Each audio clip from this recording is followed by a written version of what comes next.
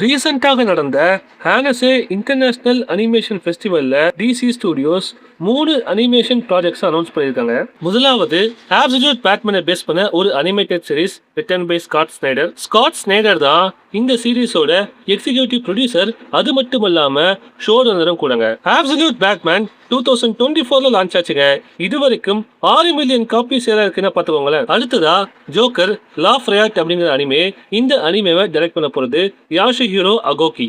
இந்த சீரிஸோட ஆரம்பத்துல பேட்மேன் கொல்லப்படுவாருங்க. பேட்மேனை யாரு கொல்ல பண்ணா அப்படிங்கறத ஜோக்கர் கண்டுபிடித்தா இல்லையா அப்படிங்கறத இந்த சீரிஸோட மொத்த கதை. இந்த அனிமேவை பார்க்கதாங்க நான் ஈகரா வெயிட் பண்றேன். ஜோக்கர் எப்படியெல்லாம் இன்வெஸ்டிகேட் பண்ண போறாருன்னு தெரியல, வெயிட் பண்ணி பார்ப்போம். அடுத்ததாக கிரிப்டோவை பேஸ் பண்ண ஒரு அனிமேட்டட் சீரிஸுங்க. இந்த சீரிஸ்ல கிரிப்டோ தன் வீட்டை சுத்தி இருக்கிற கிரிமினல்ஸை எதிர்கொள்ள போறாருங்க. கிரிப்டோ எப்படியெல்லாம் இந்த கிரிமினல்ஸை போட்டு அடிக்க போறாருன்னு தெரியலங்க.